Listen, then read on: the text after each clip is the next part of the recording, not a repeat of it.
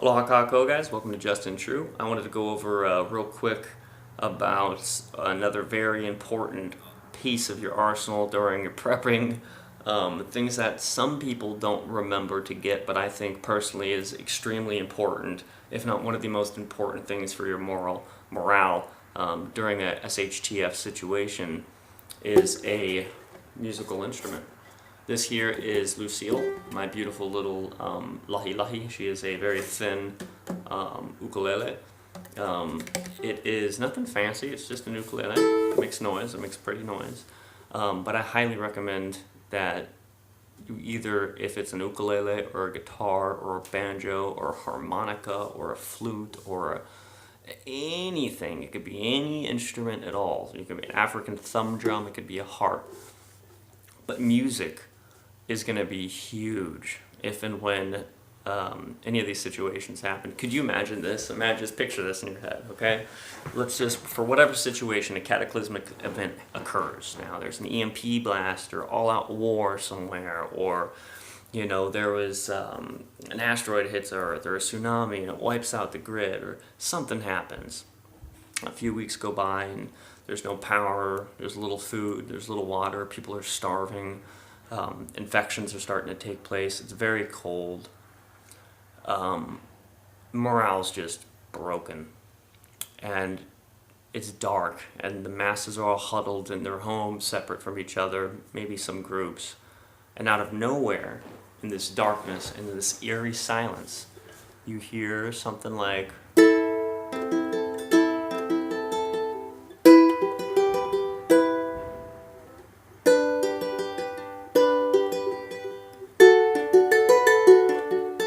what would that do?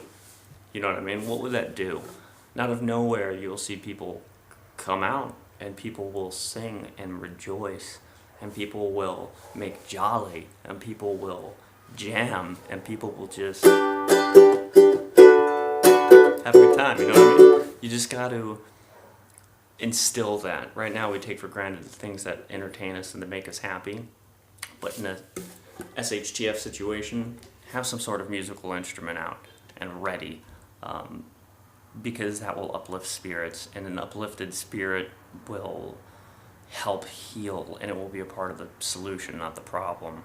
And in those dark, dark, quiet nights, when everybody's afraid and trembling for fear, you bust out your guitar, your banjo, your ukulele, your violin, your whatever, and you sing them a song.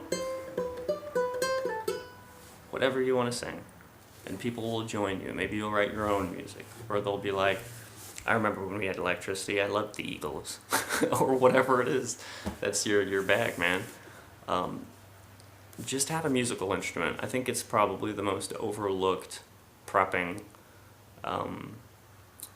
equipment out there, and I do believe it is very essential to survival. Absolutely, absolutely do believe it's essential to survival. A few stories I want to tell you. One of them I know is very true. The other one I'm not sure is an actual story or just a myth. But it's a good way to live your life. We all kind of know about that World War II. There was this tale of during the trenches. It might have been World War I, actually, I'm not sure. Actually, World War I, it was a trench warfare. And on the eve of Christmas Eve, everybody came together, and not, I shouldn't say Nazis, Axis and Allies, and they, in the middle of these trenches, in the no man's land, dead man zone, they made merry, and the enemy shared gifts and stories and sang and swapped stories, and there was camaraderie, and literally war stopped on that evening. And it wasn't just because it was Christ's birth or the celebration of Christ's birth. It was because in the distance, on the Allies side, there was a harmonica. And the harmonica, just like the piano man himself, was just blaring. It wasn't a trumpet, it was a harmonica. And a few heads peeked over, you know, which is a big no-no in trench warfare, and they saw fire, and they saw shadows of people moving around under the trench. So they were really curious, and they really quickly tied a white flag to a stick, popped it up for a few minutes, made sure that no one was shooting. A very brave soul stood up first and started to cross no man's land. They left all weapons behind. This one man got to about halfway through the field and was met with a group of the Allies who were armed, and he asked them, what are you doing? They had an obvious translator, and he said, Merry Christmas. I've heard your noise, I hear your music. Can we join you? They said yes, obviously, and the whole evening people were drinking and partying together, and it was like Wayne's World in the middle of World War One. And it was party on, Garth, you know what I mean? They were drinking and making merry and singing and loving each other and just praying. And of course, in the morning, when officers got a hold of this and they showed up, they were like, what the hell's going on here? And it ended, and they went back to killing each other shortly after. But it goes to show what the power of music truly is. A lot of people already know that this symbol for medicine, this symbol for music are almost identical in the Chinese language, and I think that speaks true because it's harmony, it's just vibrations. The other story is gaming. There is a legend, and I'm not sure if it's true or not, about an old nation, an ancient nation, and they were going through a really bad famine. No food was around, there was a bad drought, people were starving, and so he didn't know what to do. And the Pharisees of old had prophets, and they told him, everybody knows about the 7-year famine, so the Pharaoh made everybody put stuff away. Well, this guy, he didn't have a heads up. This king of this nation that was starving, he didn't know what to do. And it was another, I think it was 4 years or 3 years or something like that of just horrible famine. So what they did is they ate every other day. So basically they fasted every day. One day they would eat, and one day they would play games or music. So when everybody was hungry and starving and unoccupied, and idle hands are the tools of the devil, their minds would go into dark places, and they'd want to go seek and fill those desires of food and those needs, those Maslow's hierarchy of needs. But instead of doing that, they mandated that everybody played games. I think it was a dice game at the time, or something like that. So on one day they'd play games, and one day they'd eat. Game, eat, game, eat. I suggest you do that with music, or games, doesn't matter, but music's kind of more my thing.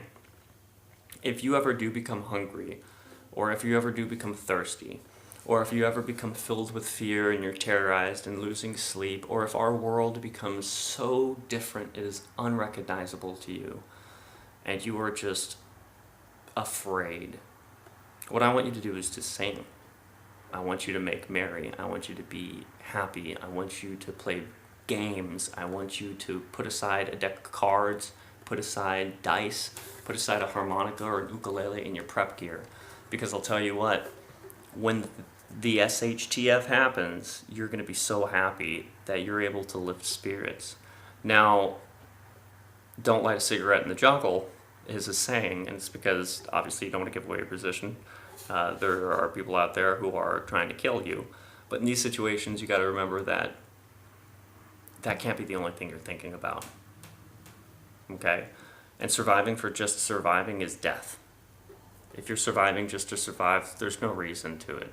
There's no core value there. There's no meaning to life.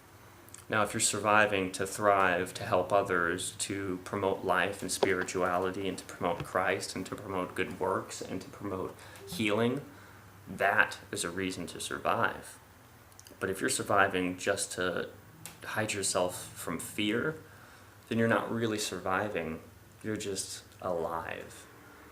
And to me, surviving means something much, much more than that.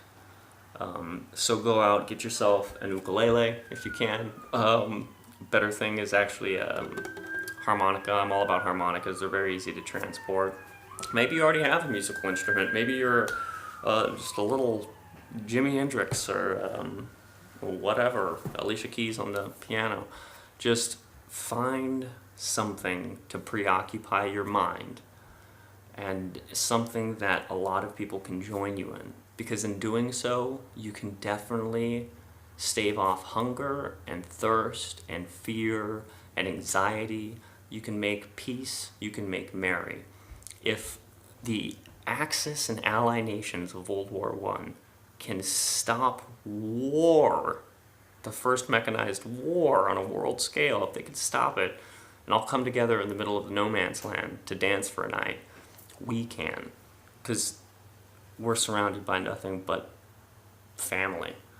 If you do that, you'll have much less enemies, and you'll have way more friends. You go door to door, and instead of saying, give me your food, you say, here's food. You'll find that your community and your group will just grow and grow and grow, and you will be well off. Anyway, thank you guys so much for stopping in again. Have a good time, and I will see you guys tonight for the live show. Peace.